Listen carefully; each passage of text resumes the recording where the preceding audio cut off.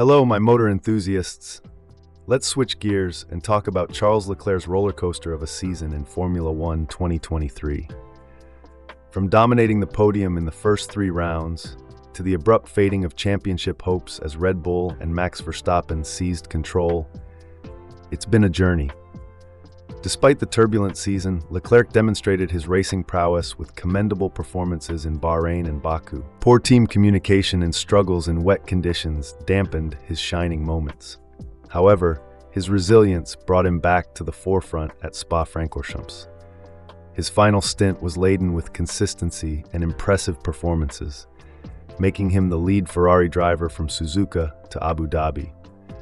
While it wasn't the season he hoped for, Leclerc's indomitable spirit and strategic decisions on the track make him one of the top performers of the year.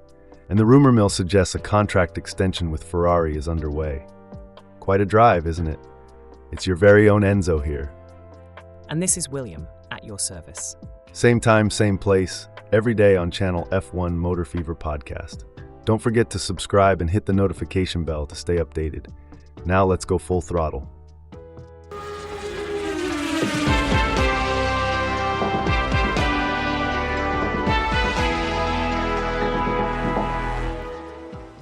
Right, if you've just joined us, we're dissecting Charles Leclerc's Formula One season in 2023. Started with a bang, faded mid-season, and then a strong finish. Standout performances in Bahrain and Baku, struggles in Miami, and a splendid comeback in Spa-Francorchamps. So what are your thoughts on Leclerc's season? Absolutely riveting, it was. The chap put on quite a show, no doubt about that. Absolutely, a real roller coaster. But the issues with team communication were significant, wouldn't you say? Indeed. But his resilience was commendable, I must say. Let's delve deeper. Moving on, let's talk about Charles Leclerc's performance in 2023. It was quite a reversal from 2022, where he started off very strongly, only for Ferrari's title challenge to fade away as the season progressed.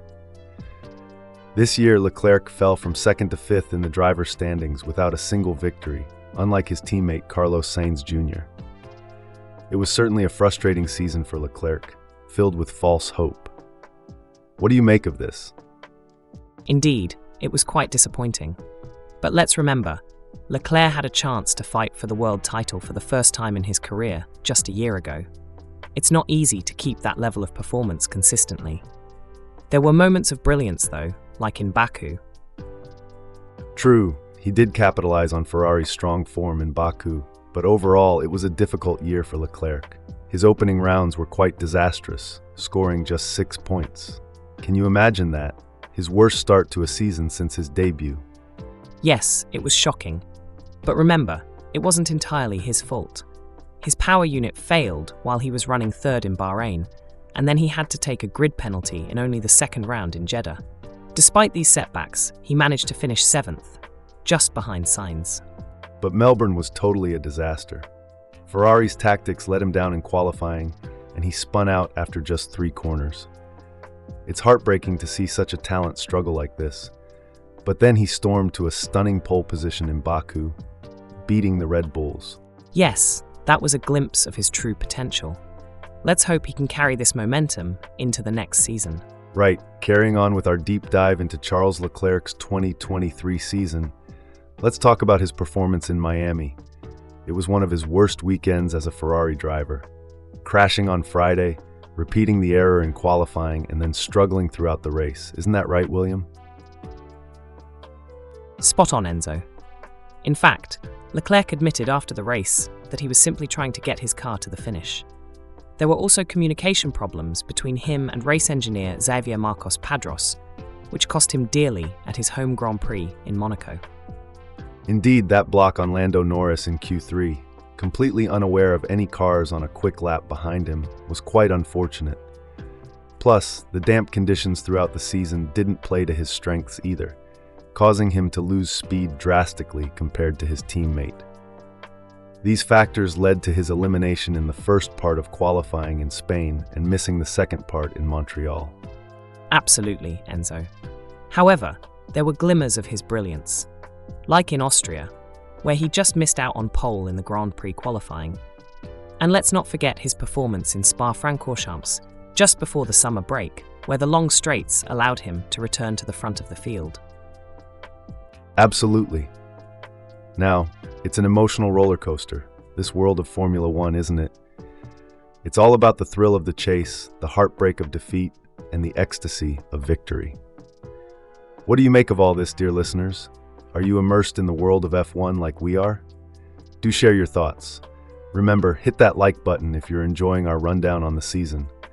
We'll continue peeling back the layers of this fascinating sport. Thanks for joining us on this ride.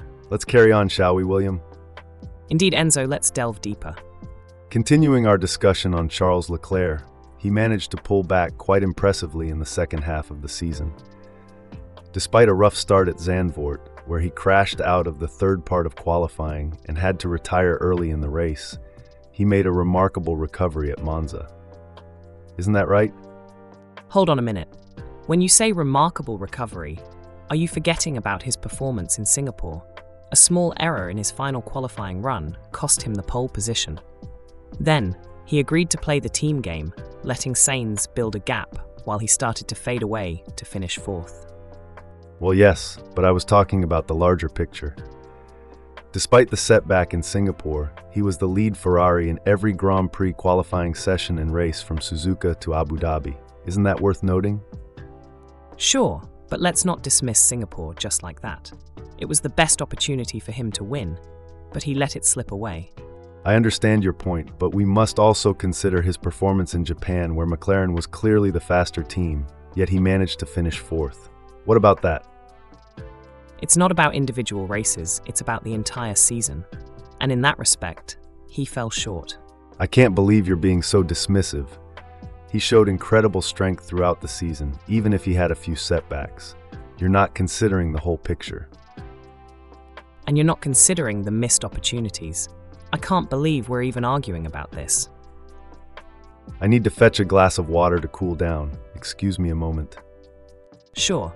So, dear listeners, while Enzo Watts takes a breather, let me clarify that my point is about the consistency one needs over a season.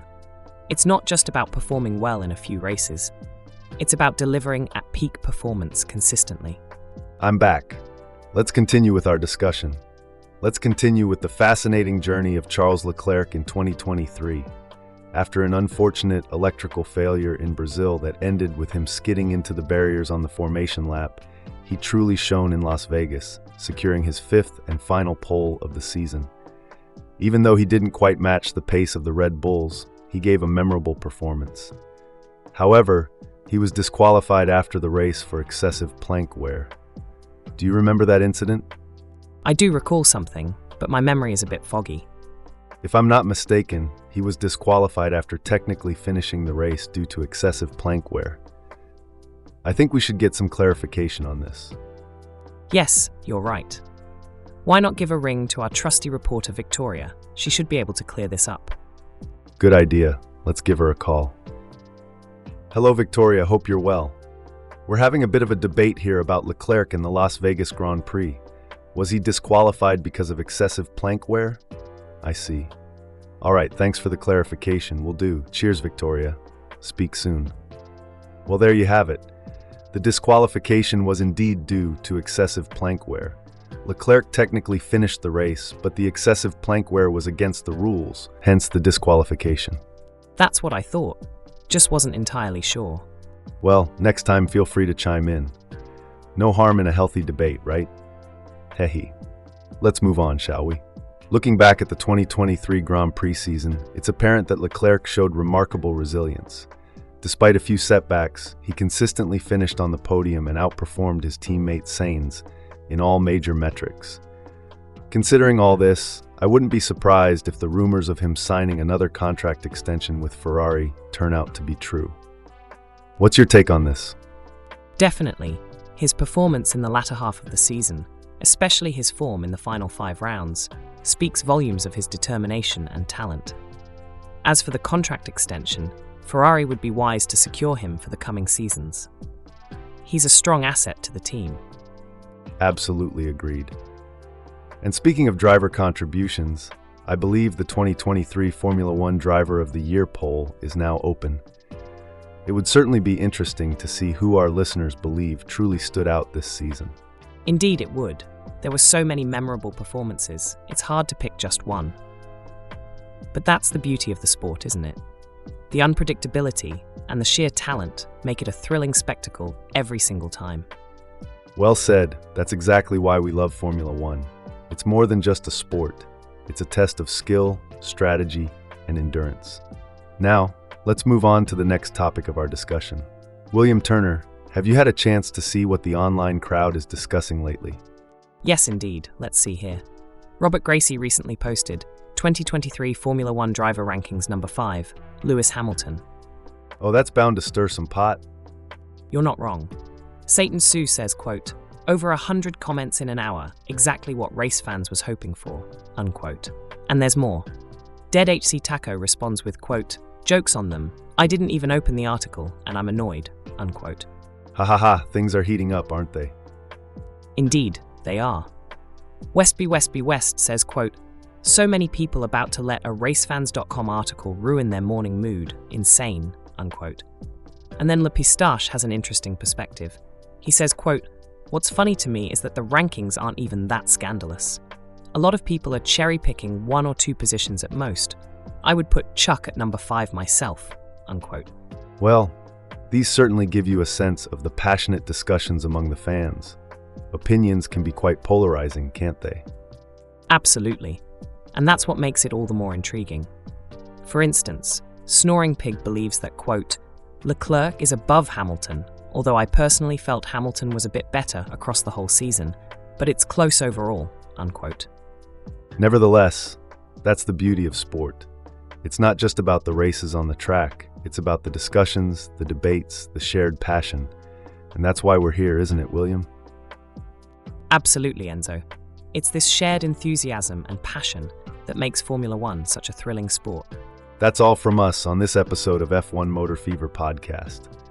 Today, we delve deep into the world of Formula One, discussing everything from the races that made us hold our breath to the drivers who thrilled us with their performances.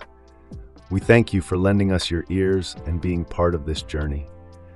If you've enjoyed our chat and don't want to miss out on future episodes, do consider subscribing and hitting that notification bell. It really goes a long way in supporting us. Absolutely. And don't keep all this exciting chat to yourself. Share our podcast with your mates, your family, your Formula One WhatsApp groups, and even your friendly neighborhood barista. You never know who might be a closet F1 fan. And if you've got something to say, don't hesitate to drop a comment.